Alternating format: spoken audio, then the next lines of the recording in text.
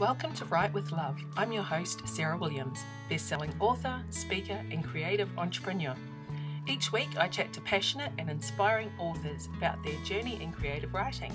Some are traditionally published, some do it themselves. Everyone's journey is different, and everyone has something interesting to say. We all love love and love what we do. Today's show is brought to you by our amazing fans and supporters on Patreon. If you'd like to help support the show and get some awesome bonus episodes, go to patreon.com/Sarah Williams Author to learn more. Now here's today's show.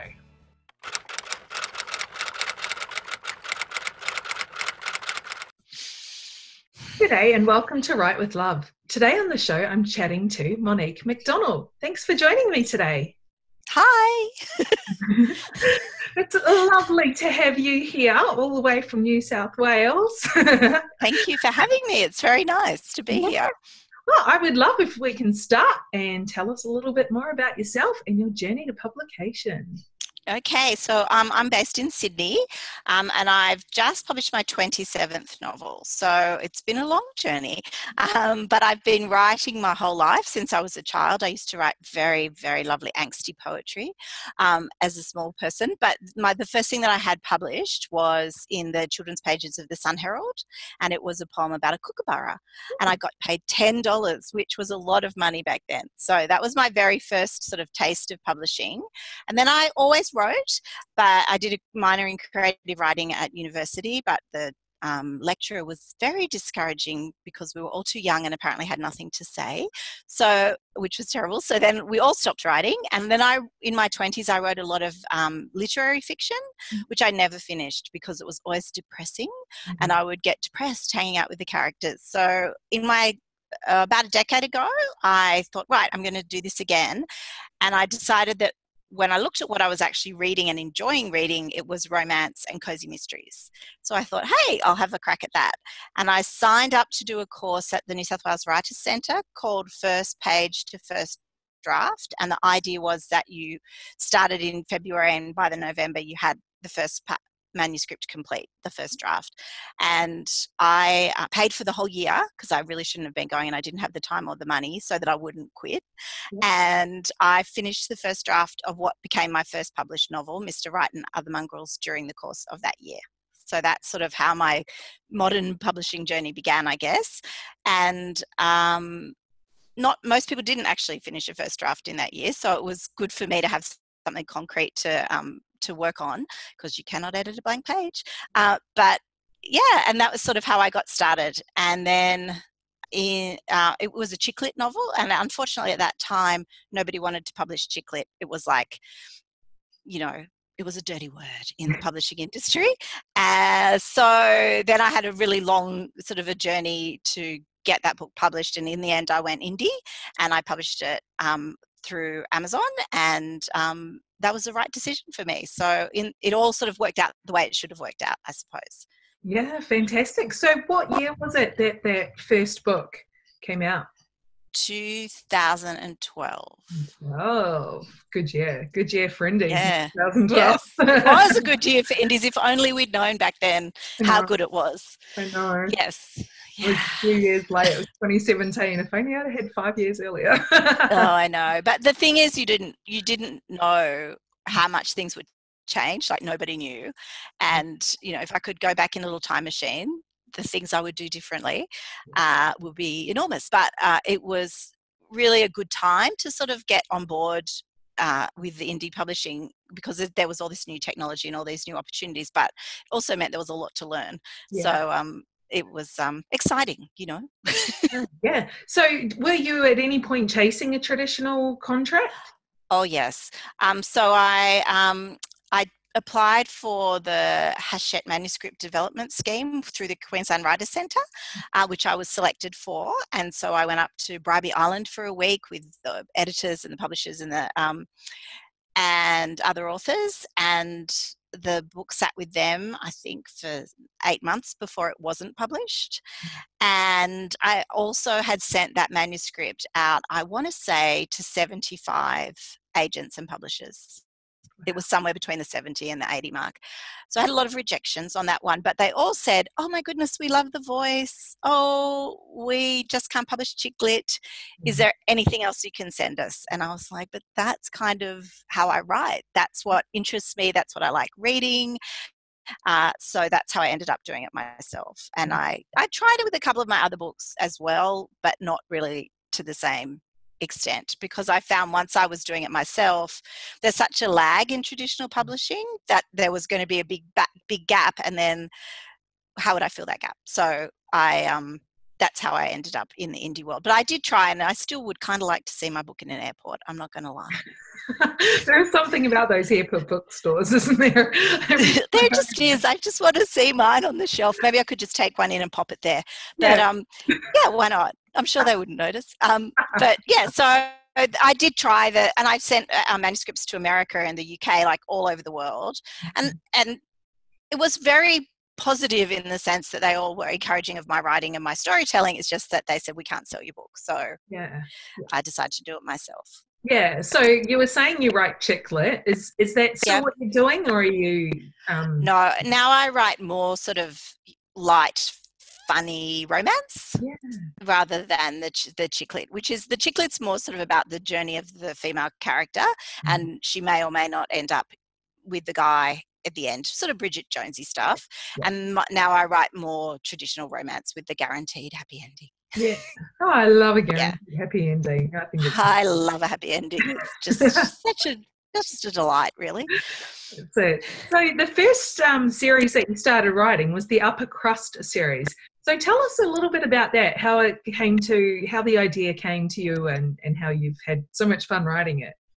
Oh, what happened was I was reading a book about a marriage of convenience, and I was really annoyed by it, because all the books about marriages of convenience, it's usually the girl is, needs to save her sick grandma or whatever, and there's a big power imbalance often, and that just really annoyed me. So I decided to write one where the girl had the most. She's an Australian girl who was running a series of pie trucks in America, and she needed to be able to stay in the country. So in order for her business to grow, she needed to have a partner. And so the guy, he needed a fake fiance, but it was really more about her and what she needed. And she was already strong and fun and powerful. And so I wrote that as a novella, thinking, that'll just be a standalone novella. And then I had written some friends into the book who I was like, we could tell their story. We could tell their story. And 8 books later, all the stories had been, actually there's still one more I think I'm going to write, but basically all of the stories had been written. And so that little annoyance in bed one night turned into 8 books. So that's how that series got going. And series are great. I mean, I know you've got a couple of other series going as well, and I have my series. I mean, who doesn't love a series? And I love seeing those characters again, the friends, the family. It's awesome. So do I. And I think sometimes I've found when I'm writing, so there are some books in that series, there's a character called Moose in that series, and I just enjoyed writing him so much in the other books that I was like, you need your own story. And I think that often happens. The minor characters are often not more interesting, but all of the stuff that's going on as the writer that you want the readers to get to know as well. And so that's why they're really fun to write, I think. Brilliant. And so you can read these in any order, the Uppercrust, any order? Yes. Yeah. All my series you can read in any order, because, we don't always come in at the same place, and, different. And I think also in romance, different tropes appeal to different people. So if you don't like single dads, or you don't like enemies to lovers, you might skip a whole series if you've got to read in order. So I think it's just nice to be able to pop into the bits that you like. Yeah, no, for sure. And I really want to read more about the pie trucks. I think that's really hilarious. Well, we're obsessed with pie in Australia, like meat pie, not pumpkin pies. And I just thought, it's kind of a unique thing. And, Pie Face, the brand, they were sort of launching a bit globally at that time. So I was like, that's an idea. There you go. Just completely random. There's a pie shop in Brisbane that I think it's just opened, and it is American, like sweet and savoury pies. And I'm like, there you go. I love a pie. I'm making pumpkin pie for Thanksgiving every year. I do that, and I drop them around to all my friends' spouses who are American and homesick. Oh, that is so cool. I'm kind of American. Send me one. All right, I'll post you a pie. I'm hankering for their pecan pie or key lime pie they had. Oh, I love pecan pie. It's delicious. Awesome. Delicious. All right, let's get back to books or we'll be so... Sorry, off topic there. Your latest series is the Jewel Sisters series, and that's Jewel is in the gemstone jewels. Yeah. Just in case anyone can't understand my accent. No, not duel as in fighting with swords. Jewel. Exactly. So tell us about that one. I'm guessing it's sisters. It's 4 sisters who each have been named after gems by their mother, and it's set in coastal New South Wales. So I'd written quite a lot of stories that had been set in America for a while, and I wanted to write some books that were, closer to home, I guess.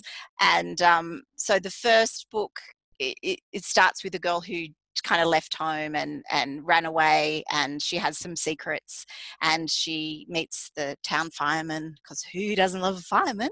And by accident, and they sort of start a relationship, and it leads her to question a lot of the decisions she's made and the way she's looked at her family, and also whether she's making, on the right path with her life. So it was a fun one to write. I find when I write about Australia, I tend to write stories that are a little bit more place driven, if that makes sense, because, I love Australia. So I tend to put those bits in there a bit more, whereas when I write stories that are based in America, I think they're probably more character driven, if that makes sense. Oh, so yeah, it's a fun series to write. So there's 4 books in that series, and they're all very different. I think this, like any family, the sisters are all different, so the stories are different. Yeah. Oh, fantastic. And then, of course, you also write in the Cinnamon Bay romance series, which is a multi-author series. So I'm really interested about this. Tell us how this all came about. So I was asked by a couple of authors to join a sort of a reader group that we were going to talk about as small town authors, because my Uppercrust series is a small town series. It starts in Boston in the first book and then moves to New Hampshire in the latter books, not previous. And the theme was coffee and small towns, and I love my coffee. And if anyone follows me on Facebook, I talk about it every day. So they sort of asked if I would join, and then we thought we'd do something collaborative. And I had been looking to work with some other people because it can be very lonely as an author just on your own. So we wrote the first book in the series, Love on the Boardwalk, we all wrote it together. So it was a collaborative write, which is a very interesting experience to write with 5 other people. And then we each had a book in the initial series. So my book, Playing Doctor, is a single dad romance. And in all of the books, there's like a series of older women who are sort of a bit matchmakery, and there's a secret spice blend that people get slipped into their food and they end up falling in love. So it's kind of a fun through the stories. And so my book in that is Playing Doctor, which is a single dad romance, and the first book. And then I just released A Christmas Arrangement, which is a Christmas novella, also in the same world. Yeah. So, that's fantastic. So who are some of the other authors that write in Cinnamon Bay? So there's Connie, I don't know how to pronounce her surname, DeVay, Shannon Leah, because I only ever read it, Nikki Lynn Barrett, Holly Cortalou, me, and I'm missing someone, Bria Virg, Virgh. So they're all American except for me. Yeah. So that's kind of interesting when we're doing collaboration to be working out those time zones. But so it's really lovely. So there's also been a Halloween novella, and then next year there will be a sibling series which we're writing at the moment, which all the siblings are sort of interlinked in through the town. So it's been actually really, I thought I would enjoy it, but I have enjoyed it so much more than I expected to. It's been really sort of invigorating for my writing and just to have that collaboration. Oh, that is fantastic. I'm really glad to hear that. I love when collaborations work well. Yes, so do I. Yeah, I've been really lucky actually in that regard. I was also, I have a book in the No Brides Club series, which is published by Sweet Promise Press. And so that's a collaborative series that came out in January. This is this. Hang on, I'm even going to show you a cover of this one from the No Brides Club. And and that was a great series to work on. And then I had a book in the Oceanic Dreams series this year, which was all set on a cruise ship during the 1 week. And that was 6 authors. And that was also really fun and to write and to collaborate on. And then I've got a book in a box set for Christmas, which is another collaboration. So I had sort of set for myself this year that I wanted to be collaborative. And so lucky for me, it's worked out, because it can be a horror show for people. I do know that. Yeah. So you must have had a really big year. How many books have you written this year? So I made myself, I gave myself the challenge of releasing 12 books in 2019. Wow. And I think I'm up to 10. So I've got a couple to go. But it has been a big year. Some of them are novellas, so they're not all like, huge books. But I don't know. It's actually been, it's funny how the last 2, you think I would be tired, but the last 2 that I wrote this year have been the most fun to write, which seems completely counterintuitive, but I don't know why. Maybe because I was thinking about them for a while before I got to them, but they were just really fun books to write. Yeah, that's fantastic. And you were saying you were, with Christmas coming out, this is coming out in December, so we've only got a couple of weeks left until Christmas. Yeah. So you've got, what was your novella, the Christmas one, the Christmas Arrangement? It's called A Christmas Arrangement in the Cinnamon Bay series. And that's, it's about a girl who's running away from her past, and she lands in a town which is exploding with Christmas joy, and she meets a guy who does not really support the joyous Christmas. He's a bit of a Grinch, and but she needs his help, and it's just about their story and how they, a little bit of magic sparkles over them and good things happen. That's it. So, and you're in a box set as well. Is that the one Annie Seaton's in? Yes, that's the one with Annie Seaton. Yes. Oh. So what's happening? Yeah, I can't remember. It's called Romancing the Holidays. So it's 11 novellas from authors from all over the world. So that has also been a really lovely experience. And that series is doing really well. So that's nice. That box set's only like 99 cents or something. So it's like I know, it's ridiculously cheap. And actually for me, that's the book in that, which my story in there is called More Than Ornamental. I did a series of polls last November on my Facebook page asking people, what trope should I write? What should the characters' jobs be? What should their names be? Et cetera, et cetera. And then I started the book and ran out of steam. So when I was asked to be in the box set, I was like, ooh, that'll make me finish the story. And it was actually really lovely, because that was one of the ones I enjoyed writing the most, because it had been sort of bubbling away in the back of my mind.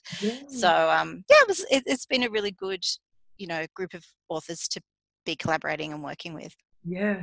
I love that title, More Than Ornamental. I'm trying to think of a title for one of my books at the moment. So whenever I hear good titles, I'm just like, oh, you nailed it. That's so cool. Oh, that's good. Yeah, I find them so hard. You either just get it, or you just struggle and struggle and struggle, in my experience. But yeah, it's called that. The guy is a movie star in the book, and he's more than a pretty face. Yeah. And it's Christmas, so ornaments. Brilliant. Talk about thinking outside the square. Love it. Yeah. So what are you working on now? What can we expect in 2020? 2020. You can expect this next of my No Brides Club books, which will be out on the 4th of February, which is called No Time for Trouble. And I do like a bit of alliteration, I'm not going to lie. And they have a series of sports romances called Courtside Romance series, which I'm republishing, rebranding, and first 2 books are out, and the 3rd and the 4th book I'm hoping to have out around the Australian Open kind of tennis time, because that makes sense. If you're into your tennis, that's a good time to keep the magic alive. And then I'll have another collaborative novella and another book in that series out as well, Imagia, and that's all I've got mapped out. It's kind of exciting, actually, because for the last probably 3 years, I've sort of known what was coming next the whole time.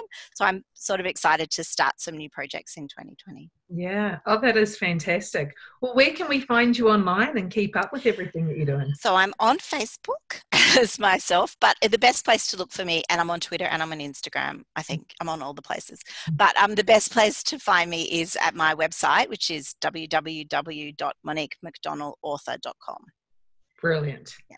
And Yes. sign up for your newsletter, join reader groups, all that. Yes, I've got a reader group on Facebook as well. So yeah, please follow me everywhere. And I love to talk. If you like to talk about the beach, coffee, books, I'm your girl. Perfect. There we go. Now I want a coffee. Yes, we'll have one together. Well, thanks so much for this, Monique. That was great. Oh, thank you so much for having me. It's been an absolute delight. Thanks for joining me today. I hope you enjoyed the show. Jump onto my website, sarahwilliamsauthor.com, and join my mailing list to receive a free preview of my books and lots of other inspiration. If you like the show and wanted to continue, you can become a sponsor for just a couple of dollars a month. Go to patreon.com/sarahwilliamsauthor. And remember to follow me on Facebook, Twitter, and Instagram. And don't forget to subscribe to my YouTube channel and leave a review of the podcast. I'll be back next week with another loved up episode. Bye!